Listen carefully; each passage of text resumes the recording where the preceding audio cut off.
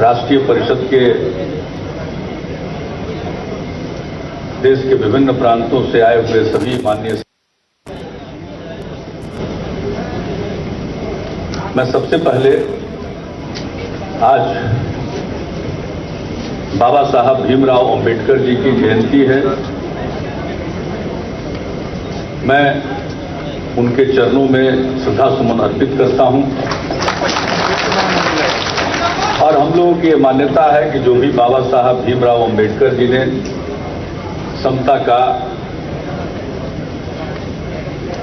समता के सिद्धांत पर आधारित जो संविधान तैयार किया, वो आज ही नहीं युगों तक भारतीय समाज का मार्गदर्शन करती रहेगी। आज इस खास दिन पर जनता दल यू का राष्ट्रीय परिषद का यह सम्मेलन हो रहा है। नवनिर्वाचित राष्ट्रीय परिषद का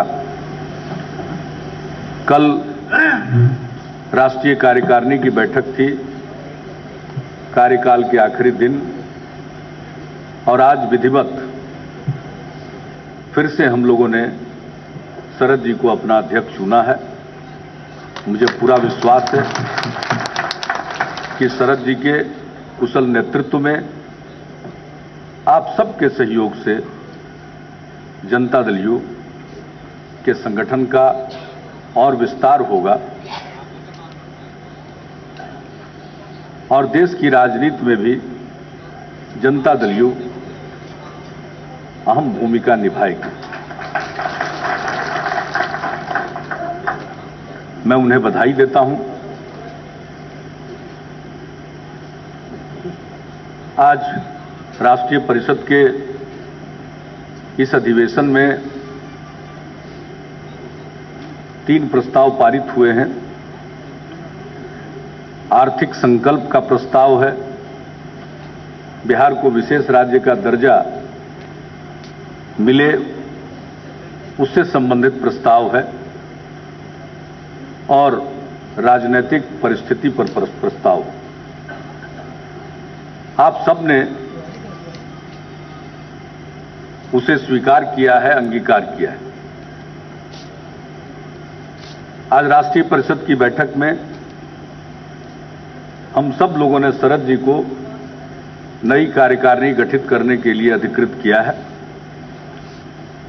कल संगठन पर विस्तृत चर्चा हुई है और सभी इकाइयों को अपने काम को आगे बढ़ाना, और जो भी हम आगे काम करेंगे, ये जो हमारे प्रस्ताव हैं वो हमारा मार्गदर्शन करेंगे।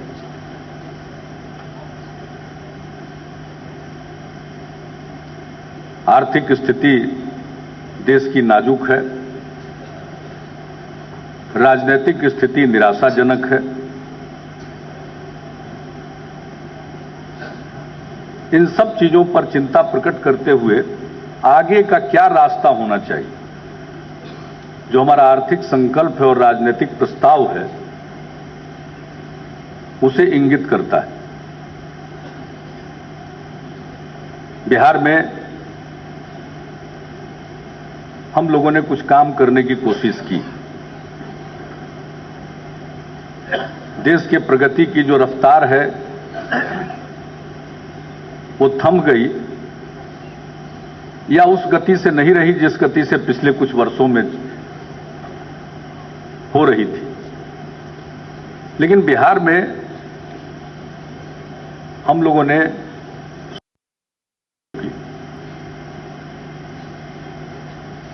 बिहार के लोगों ने हम लोगों के ऊपर विश्वास प्रकट किया और 5 साल के बाद दोबारा विश्वास प्रकट किया। हम लोग काम करने की कोशिश कर रहे हैं और जो हम लोगों का काम है वहां, वह बहुत विकट परिस्थिति में काम। हम कहीं नहीं थे, ऐसा कोई राज्य, खास करके कोई प्रमुख राज्य नहीं है जहां अपना बिजली का उत्पादन शून्य हो। यात्रा कहां से प्रारंभ होती है, यह महत्वपूर्ण है। अगर विकास हो रहा है, अनेक जगहों पर हो रहा है, तो यह देखना बहुत आवश्यक होता है कि किस राज्य ने कहां से यात्रा शुरू की। हम बहुत पीछे थे। एक उदाहरण हमने दिया, सड़कों में गड्ढे थे, कानून व्यवस्था की स्थिति बहुत खराब थी। शाम होने के पहले लोग अपने घरों में लौट जाना पसंद करते थे। अगर शाम हो गई और घर का सदस्य जो बाहर गया है लौट कर नहीं आता था, तो पूरा परिवार चिंता में डूब जाता था। लोगों को भय सताने लगता था कि कहीं फिरौती के लिए अपहरण तो नहीं हो गया, उसकी हत्या तो नहीं हो गई। वहां से हम लोगों ने शुरू किया था। हम लोगों ने जनता को वादा किया था कि हम कानून का राज कायम करेंगे और न्याय के साथ विकास के रास्ते पर चलेंगे। कानून का राज कायम हुआ, लोगों के मन से डर निकला। इसका उल्लेख हम सिर्फ इसलिए कर रहे हैं कि कैसी विकट परिस्थिति में हम लोगों ने काम करना प्रारंभ किया। लोगों का भरोसा जीतना, उस बिहार को याद करें लोग,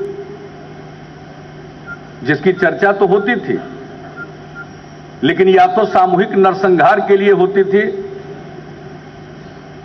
या कोई फिरौती के अपहरण के लिए चर्चा होती थी। वहां से, उस गर्त से बाहर निकालकर विकास के रास्ते पर ले जाना एक चुनौती भरा कार्य था।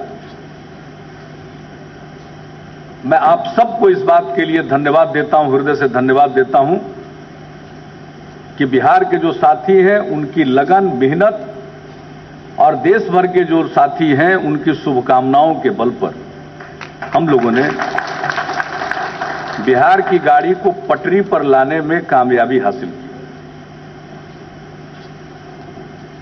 और हमारा जो विकास का सफर है उसमें समाज का हर तबका भागीदार है।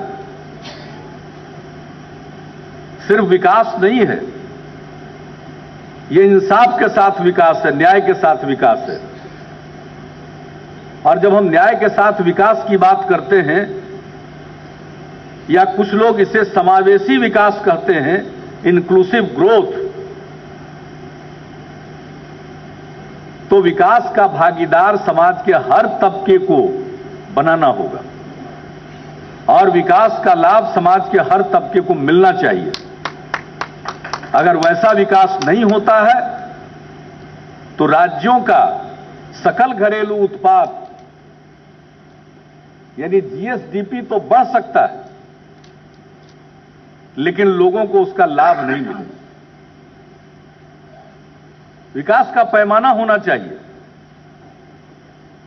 कि अगर तरक्की हो रही है, राज्य का जीडीपी बढ़ रहा है, तो उसका लाभ लोगों को मिल रहा है या नहीं मिल रहा है। गांधी जी का जो अंतिम इंसान है उस तक विकास की किरण पहुंच रही है या नहीं पहुंच रही है। समाज में परस्पर विश्वास का वातावरण है या नहीं है। यह देश बहुभाषी है, बहुधार्मिक है, अनेक प्रकार की संस्कृतियां। तो सबके मन में विश्वास जगना चाहिए।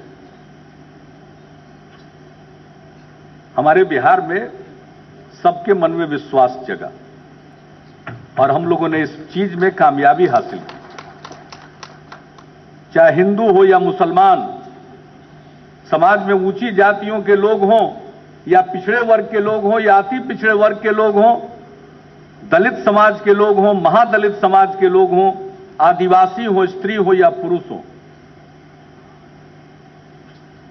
समाज में जो नारी की स्थिति है सबको मालूम। हमने उनके ऊपर विशेष ध्यान दिया। जो महादलित हैं उनकी स्थिति में, दलित की स्थिति को सुधारने के लिए विशेष ध्यान दिया। जो विकास में हाशिए पर रह गए, पिछड़े वर्गों में भी जो अति पिछड़े वर्ग के लोग हैं उन पर हम लोगों ने विशेष ध्यान दिया। जो अल्पसंख्यक समाज के लोग हैं उन पर हम लोगों ने विशेष ध्यान दिया। तो महिलाओं पर, महादलितों पर, अति पिछड़ों पर, अल्पसंख्यकों, खासकर मुस्लिम अल्पसंख्यकों पर ध्यान दिया गया। और बिहार में जो सबसे बड़ी संख्या है वह है कृषि पर निर्भर रहने वालों की। बिहार में आज भी 76% लोग कृषि पर निर्भर हैं। इसलिए उन 76% लोगों की माली हालत में सुधार लाने के लिए हमने कृषि पर जोर दिया। और इसके चलते ये समावेशी विकास का रूप धारण कर सका। इंसाफ के साथ तरक्की का रास्ता प्रशस्त हुआ। बिहार पहला राज्य है जिसने दलितों में भी महादलित को चिन्हित किया।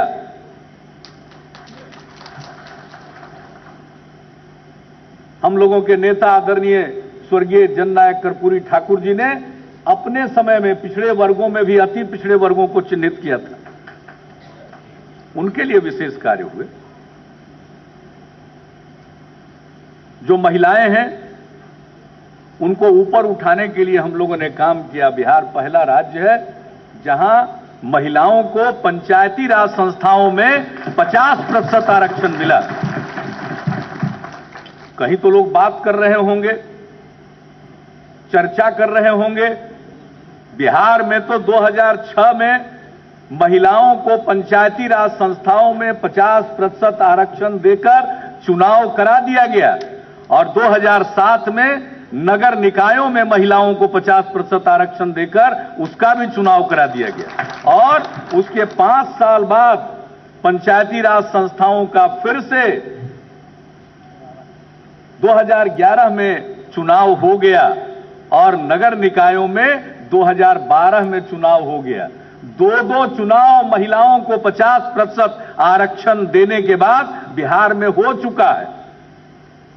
कहीं तो लोग सोच रहे होंगे, हम लोगों ने तो इसको धरती पर उतार कर दिखा दिया। और महिलाओं का यही नहीं, शिक्षकों की बहाली में भी 50% आरक्षण उनके लिए हम लोगों ने दिया। अगर 2 लाख शिक्षक नियुक्त हुए तो 1 लाख महिलाएं।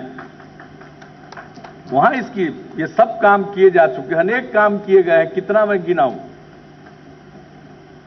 और अभी तो जो कोऑपरेटिव है, सहकारिता है, उसमें भी हम लोगों ने कानून में संशोधन करके प्रावधान कर दिया कि उसकी भी कमेटियों में 50% महिलाओं के लिए आरक्षण होगा। हम लोगों ने यह भी तय कर दिया कि बिहार में पुलिस में और सब इंस्पेक्टर की भर्ती में महिलाओं के लिए 35% आरक्षण होगा। और ये हमारे यहां पहले से 3% पिछड़े वर्ग की महिलाओं के लिए आरक्षण है सरकारी सेवाओं में, उसके अलावे होगा। तो बिहार में तो समाज की अब महिलाएं हैं, उनके लिए इसी प्रकार से अति पिछड़े वर्ग के लोग हैं। आपको तो आश्चर्य होगा कि बिहार में ऐसी हुकूमत चल रही थी जहां पंचायतों में पिछड़े वर्गों को तो छोड़ दीजिए, अति पिछड़े वर्गों को, अनुसूचित जाति तक को भी आरक्षण नहीं था। ये हम लोग आए तो हम लोगों ने फिर उनका भी आरक्षण का प्रावधान किया गया। तो समाज के सब तबके को हम लोगों ने जोड़ा है और उसको जोड़कर विकास में उनको भागीदार बनाकर हम आज बिहार के विकास की गाड़ी को आगे बढ़ा रहे हैं। अपने साथियों के साथ मिलकर, सहयोगियों के साथ मिलकर, और चल रही है एक साझा सरकार। देखिए भाई, हमारे बिहार में हमारे अलायंस की सरकार में कोई झंझट नहीं है। हम लोग बहुत प्रेम से और बहुत अच्छे माहौल में अपना काम करते हैं। सभी प्रमुख विषयों पर आपस में परामर्श करते हैं और कोई अगर कभी भूले भटके कोई प्रश्न आ गया तो पूरी परिपक्वता के साथ उसका निदान करते हैं। हम एक दूसरे की इज्जत करते हैं। बिहार तो बहुत अच्छा चल रहा है और अब तक रिजल्ट भी बिहार का बिहारियों ने ही दे दिया, चाहे वो बिहार जनता दल यू हो या भारतीय जनता पार्टी हो। भाई उस मुश्किल वक्त में 2005 में जनता ने जिताया तो 2009 का जब लोकसभा का चुनाव हुआ तो 40 में से 32 सीट मिली एनडीए को, 20 जनता दल यू को और 12 बीजेपी को। और फिर 2010 में चुनाव हुआ, बीच में न जाने कितना बवेला मचाया गया, कई लोग कहां कहां क्या करते रहे, कितना दुष्प्रचार। लेकिन जब चुनाव आया 2010 में कुछ तनाव पैदा करने की कोशिश हुई थी। जब बातचीत हुई तो हमने समझाया था, सबको ये बात समझ में आ गई थी। और नतीजा क्या हुआ, 2010 में जब चुनाव हुआ विधानसभा के लिए तो 243 में से 206 सीटें मिली एनडीए को। आज 118 विधायक जनता दल यूनाइटेड के हैं बिहार में और 91 विधायक बीजेपी के हैं। ये सब हम लोगों ने हासिल किया है बिहार के लोगों के समर्थन के बल पर। और बिहार में जो भारतीय जनता पार्टी है उसके साथ मिलकर कोई एक्सटर्नल एड की जरूरत नहीं पड़ी। होता है ना, एनके सिंह जी अभी पढ़ रहे थे प्रस्ताव, तो आजकल होता है ना, देश विकास होता है तो उसमें एक इंटरनल रिसोर्सेज होता है, फिर कुछ बोरोइंग होती है, फिर एक्सटर्नली फंडेड कुछ स्कीम्स होती हैं। तो हमारे यहां न बोरोइंग था न एक्सटर्नल फंडेड कोई पॉलिटिकल सपोर्ट हासिल हुआ। जो कुछ भी था वह अंदरूनी संसाधनों से ही वहां के जनता के समर्थन के बल पर हासिल किया गया। मैं नहीं समझ पाता हूं देश में क्या होता रहा है, होता रहता है। शरद जी हम लोगों के नेता हैं, या ज्यादा समझते हैं। लेकिन कभी कभी हम लोगों को आश्चर्य होता है, ऐसा भी कहीं देखा है कि काम सब ठीक ठाक चल रहा है तो उस ठीक काम में भी कुछ बिगाड़ पैदा करो, ऐसा कहीं देखा है आपने? यह बहुत ही आश्चर्य और अचरज पैदा करने वाली बात होती है। हम लोग तो साथ चलना चाहते हैं, हम कहां चाहते हैं छोड़ना। लेकिन हम साथ चलेंगे तो कुछ बुनियादी बातें हैं, उस पर तो बड़ी स्पष्टता होनी चाहिए। हमारे प्रस्ताव उन तमाम बातों को स्पष्ट करते हैं। जब पहली बार समता पार्टी और बाद में जनता दल यूनाइटेड के रूप में भारतीय जनता पार्टी के साथ समझौता हुआ तो तय बातें थी, जिसका जिक्र शरद जी ने कहा, नेशनल एजेंडा। और यह बात साफ थी कि जो विवादित मसले अलग रहेंगे, चाहे धारा 370 को नहीं हटाने की बात नहीं होगी, समान आचार संहिता कॉमन सिविल कोड थोपने की बात नहीं होगी, और अयोध्या मसले का समाधान या तो आपसी बातचीत से होगा या अदालती फैसले से होगा। ये सारी बातें रही, सब कुछ ठीक चल रहा है। फिर कहां से नई बात आ जाती है? देखिए, ये मुल्क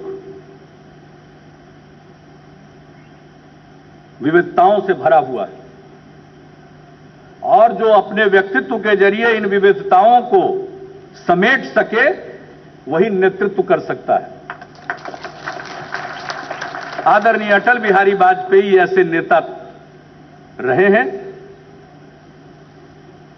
उनके नेतृत्व में देश में सरकार चली और उनका जो व्यक्तित्व था, क्या कारण था? शुरू में तो कोई एलआई नहीं मिलते थे बीजेपी को, हम ही लोग मिले। लेकिन ये अटल जी का व्यक्तित्व था कि सहयोगी दल मिलते चले गए, कारवां बढ़ता गया और एक अच्छी सरकार चली। अब रास्ता बदलने की कोशिश होगी तो कठिनाइयां उत्पन्न होगी। ये जो देश का मानस है उसको समझना चाहिए। ये देश हवा बनाने से नहीं चल सकता। लोगों को भ्रम हो जाता है कि जो हवा बांध देंगे उसी में लोग बंध जाएंगे। इस देश के लोग कम पढ़े लिखे हो सकते हैं, लेकिन अक्लमंद होते हैं। उनकी अकल में कोई कमी नहीं है और अनेकों बार फैसला दिया। विकास तो सब जगह हो रहा है साहब, लेकिन कैसा विकास होना चाहिए? हमने एक जिक्र किया, हम लोगों का भी विकास का मॉडल है। हम तो उसी रास्ते से आगे बढ़ रहे हैं और उसी रास्ते से बढ़ेंगे कि भाई हम विकास भी कर जाएं और भुखमरी के शिकार भी लोग रहें। कैसा विकास? हम विकास भी कर जाएं, कुपोषण के शिकार लोग रहें, वो कैसा विकास है? विकास भी कर जाएं और पीने का पानी न मिले, ये कैसा विकास है? कौन सा विकास है? विकास का मतलब है बुनियादी ढांचा का भी विकास और मानव का भी विकास। जितना जोर बुनियादी ढांचे पर होगा, कल कारखानों पर होगा, उससे कम जोर मनुष्य के विकास पर नहीं होना चाहिए। हर राज्य का अपना अपना कोर कंपिटेंस है। हमारे बिहार का कोर कंपिटेंस है, हमारे पास विरासत है 2500 साल पहले और उससे ज्यादा का। पाटलिपुत्र सत्ता का केंद्र रहा है, नालंदा ज्ञान का केंद्र रहा है। हम कभी तिजारत के लिए नहीं जाने गए, हम तो या तो सुशासन के लिए जाने जाते हैं या ज्ञान के लिए जाने जाते हैं। हमको भी मालूम, हम तो लैंडलॉक्ड है, थलरुद्ध है। जो इलाका समुद्री किनारे पर अवस्थित है, यहां का माल बाहर, बाहर का माल यहां, तो वहीं से जाएगा आएगा। ये तो कुदरत के चलते है। और देश एक है, कहीं तिजारत होगा तो कहीं ज्ञान होगा तो कहीं सुशासन होगा। इस देश में कोई एक राज्य को आगे बढ़ाने का अगर कोई कार्यक्रम या कोई, जिसको आजकल बोलचाल की भाषा में मॉडल कहा जाता है, वो दूसरे के लिए उपयोगी हो, ये कोई आवश्यक नहीं। अब बहुत लोग विकसित राज्य को भी विकास होता रहे उसी को विकास मान लेते हैं। हम लोग तो विकास में बहुत पीछे रहे हैं। अगर हम विकसित हो रहे हैं तो इसकी चर्चा होगी। और आज बिहार में कुछ काम हो रहा है तो कई जगहों पर, खास करके जो पिछड़े इलाके के लोग हैं, न सिर्फ देश में बल्कि देश के बाहर भी, वो देखते हैं, उनके मन में उम्मीद की किरण पैदा होती है। उनको लगता है कि अगर बिहार आगे बढ़ सकता है तो हम भी आगे बढ़ सकते हैं, इसलिए चर्चा होती है। बिहार में विकास की अपनी कहानी है, जिसका मैं जिक्र कर रहा था। अगर विरासत है, वहां का मानव संसाधन है, वहां की उपजाऊ मिट्टी है, वहां के मेहनती लोग हैं और मेधावी युवा वर्ग है। यह हमारी खासियत है, हम उसके बदौलत आगे बढ़ेंगे। हम कहां से समुंदर का किनारा ले आएंगे? बिहार यूपी में ज्यादा फर्क नहीं है। यूपी के एक हिस्से में भगवान कृष्ण थे, उनको तो जाना पड़ा समुंदर के किनारे। भाई महाभारत काल से आप कभी सोच लीजिए, कृष्ण भगवान को अपनी नीतियों को लागू कराना था देश में, तो उसके लिए कहीं हुकूमत चाहिए थी, सेना चाहिए थी, धन चाहिए था, तो उसी समय वो गए द्वारिका। तो कुछ जगहों का तो माइथोलॉजी में ले लीजिए या पिछले 200-300 साल का देख लीजिए, तो तिजारत तो होगा, व्यापार तो होगा, विकास तो होगा। कौन बिहारी व्यापारी जाना जाता है बाहर?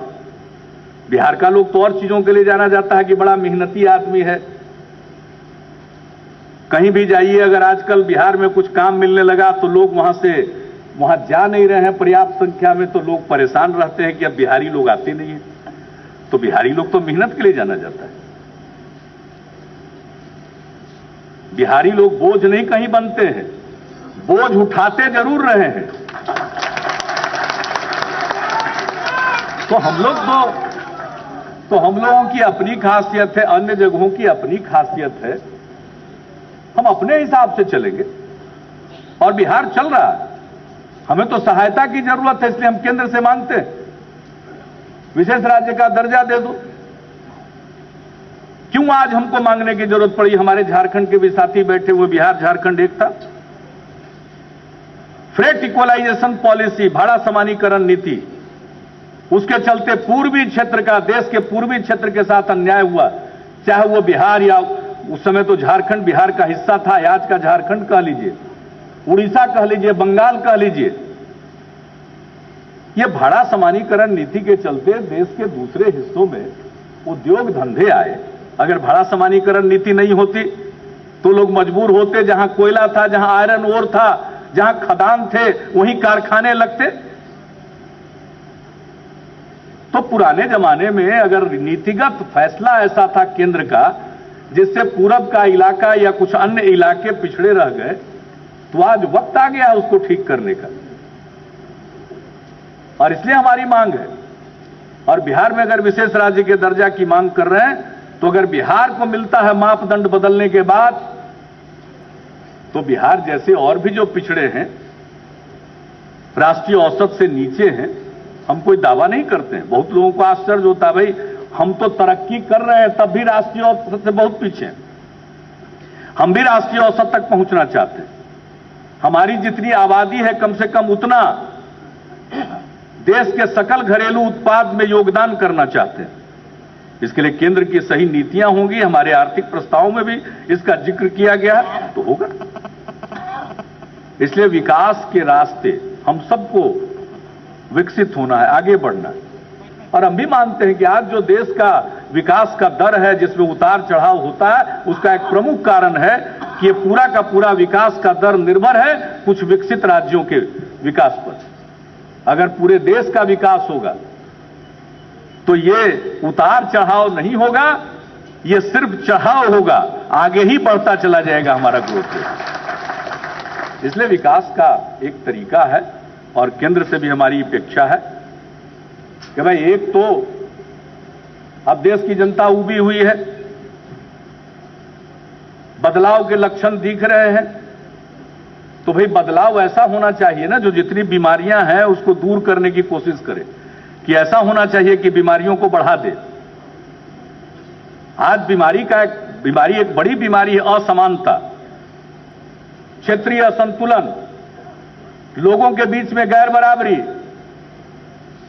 अब ऐसा ना विकास का मॉडल लोग चला दे कि गैर बराबरी और बढ़ जाए, विकसित लोग और विकसित हो जाए, विकसित लोग फिर ठगे रह जाए। तो ये बड़ा जरूरी है। हम लोग तो इस बात की गारंटी चाहेंगे कि जो सरकार बने उसको इस ढंग से चलाया जाए कि जो पिछड़े और अविकसित इलाके हैं वो आगे बढ़े, फिर समाज के सभी तबकों को लेकर चले। भाई सब तबके का उस पर विश्वास हो। इतना बड़ा मुल्क है, कोई जोर जबरदस्ती से चला सकता है क्या? इस देश को कोई जोर जबरदस्ती से नहीं चला सकता है। जोर जबरदस्ती करने की कोशिश हुई थी, इमरजेंसी थोपकर देश पर, क्या हुआ उसका अंजाम? जिस समय इमरजेंसी चल रही थी, हम लोग एक खंड में भूमिगत रह के इधर उधर घूम रहे थे, फिर पकड़ा गए, जेल चले गए, तो सुनते रहते थे। कभी ट्रेन में जाते थे, हर आदमी डर के बारे चर्चा करता था, इमरजेंसी ठीक हुआ भाई, ट्रेन सही समय पर चलती थी। हम लोगों का बड़ा उम्र था, कमरा था। बड़ी हंसी आती है कि कौन टाइप का शासन है कि ट्रेन को सही समय पर चलाने के लिए इमरजेंसी लगाना पड़ता है।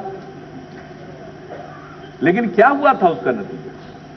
उसका नतीजा हुआ कि फिर लोकतंत्र मजबूत हुआ और आज कोई इमरजेंसी थोपने की हिम्मत नहीं करेगा। उतनी बलशाली नेता थी इंदिरा जी, उनको तो देश की जनता ने नकार दिया इमरजेंसी के कारण, जातियों के कारण। मैं नहीं समझता हूं कि अब दोबारा ये सोच भी किसी के मन में पैदा होना चाहिए कि हम जोर जबरदस्ती से चला लेंगे। ये नहीं चलता है। ये देश प्रेम से चलेगा, मोहब्बत से चलेगा, भाईचारे से चलेगा, सद्भाव से चलेगा, गले मिलने से चलेगा, सबकी इज्जत करने से चलेगा। इसमें कभी टोपी भी पहननी पड़ेगी, कभी टीका भी लगाना पड़ेगा, और सबको बराबर की खुशी के साथ स्वीकार करना चाहिए। ये देश है भाई। अठारह यार, आप ही को बना देंगे, शांत रहिए। हम लोग इसके लायक नहीं है भैया। एक बात समझ लीजिए, हमारी पार्टी है, जरूर देश में ऐसा प्रधानमंत्री बने जो देश को जोड़कर चल सके, देश को एक करके चल सके, मजबूत रखे। ये हम लोगों की कोशिश जरूर होगी, लेकिन हम लोग ये भ्रम नहीं पालते हैं कि इतनी कम ताकत पर हम लोग बन जाएंगे। अगर कभी कोई भ्रम पाल भी लेगा तो वही हस्त्र होगा जो देवेगौड़ा जी का हुआ था, गुजराल जी का हुआ था, चौधरी साहब का हुआ था, और चंद्रशेखर जी का हुआ था। ये सब हम लोग भ्रम नहीं पालते हैं। देखिए, सिद्धांत पर है, लेकिन अब जिसको जो मन में आता है कुछ कहता रहता है, चलाता रहता है। तो हम लोग अब कितना बार बार बोलने से क्या फायदा। लेकिन हकीकत यही है, सबको ये बात समझनी चाहिए। हम लोग अपनी भूमिका अदा करेंगे। क्यों नहीं भूमिका अदा करेंगे भाई? बिहार बढ़िया से चल रहा है, अभी बढ़िया से चलने दीजिए भाई। बिहार में जो काम है उसको मान लीजिए, बीज उसको लगा रहे हैं, फसल लहलहा रही है, कोई समस्या तो है नहीं। बहुत कीड़ा लगता है और न कोई पेस्टिसाइड काम करता है, न कुछ करता है, तब जेनेटिक मॉडिफिकेशन होता है।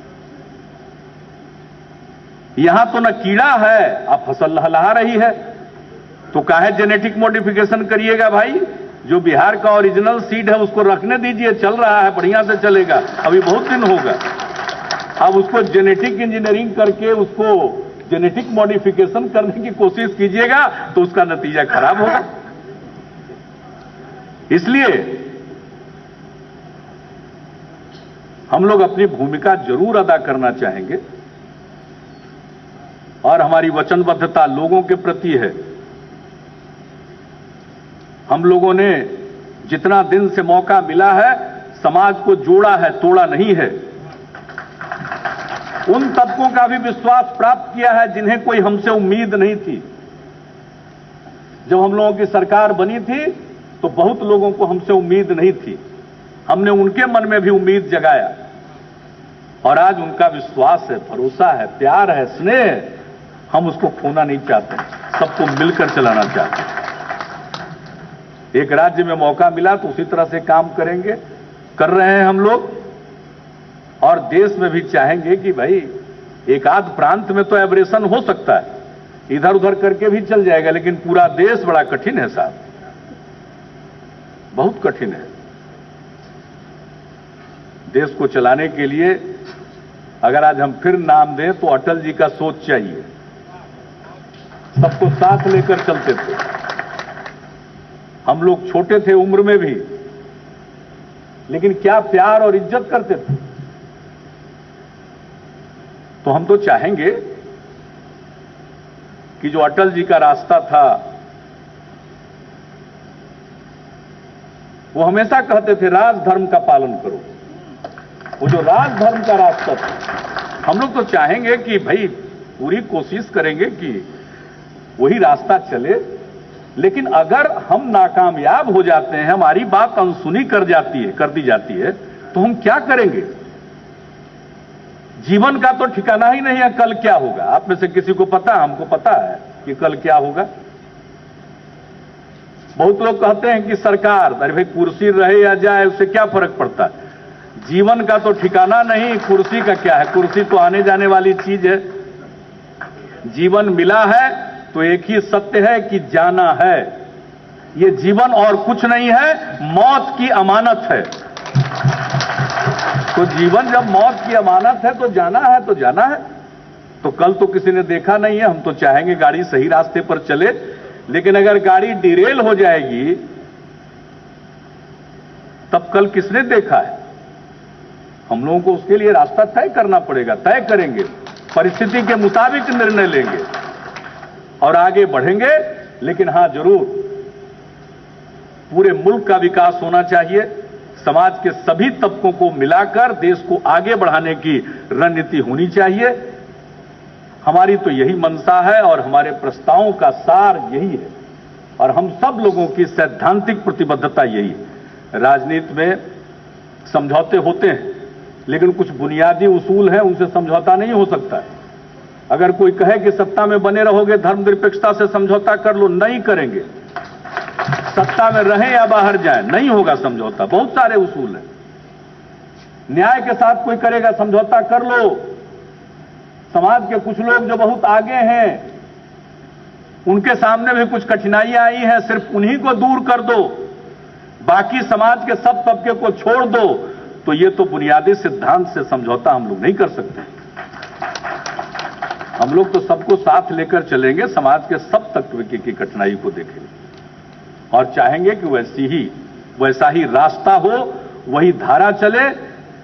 पहले वैसी धारा चली, आगे भी हम कोशिश करेंगे और जो भी हम लोगों की ताकत होगी, हम सब मिलकर देश सही रास्ते में चले। और हम लोगों के जो मार्गदर्शक रहे हैं, गांधी, लोहिया, जयप्रकाश, हम उनको देखेंगे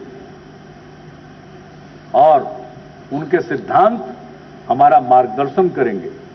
और जो सबको अवसर मिले और सबको बराबरी मिले, ये जो हमारे संविधान में बाबा साहब भीमराव अंबेडकर ने प्रतिस्थापित किया, वही समाधान है। उससे अगर कोई डेविएट करने की कोशिश करेगा, अलग हटने की कोशिश करेगा, तो देश का नुकसान होगा। और मैं नहीं समझता हूं कि तात्कालिक तौर पर कुछ माहौल बन सकता। बहुत माहौल देखा पिछले 2 वर्षों में। कितना माहौल देखा है भाई, कितने माहौल हमने देखे। ये दिल्ली शहर ने कितना माहौल देखा। वही रामलीला मैदान है जिसमें हम लोगों ने भी एक दिन रैली कर दी। कोई हिम्मत करता था कि जनता दल यूं करेगा, तो वहां हम लोगों ने भी एक कर दिया। उस रामलीला मैदान में कई माहौल देखे। तो देश में माहौलों का सिलसिला चलता रहता है, उससे बहुत परेशान नहीं होना चाहिए। अपने रास्ते पर चलना चाहिए, संकल्प के साथ चलना चाहिए। इसलिए आज जितने संकल्प यहां पारित किए गए हैं, हम उन सबों से बंधे हैं और आप सबसे यही आग्रह है कि हम मिलजुल कर आगे बढ़ेंगे। और जैसे बिहार को मजबूत बनाने की कोशिश कर रहे हैं, वैसा ही हम चाहेंगे कि हमारा देश मजबूत हो। हम सब भारतवासी हैं, हम सब हिंदुस्तानी हैं। तो इन्हीं शब्दों के साथ फिर से आदरणीय शरद जी का अभिनंदन करते हुए मैं अपनी बात को यहीं समाप्त करता हूं। बहुत बहुत धन्यवाद।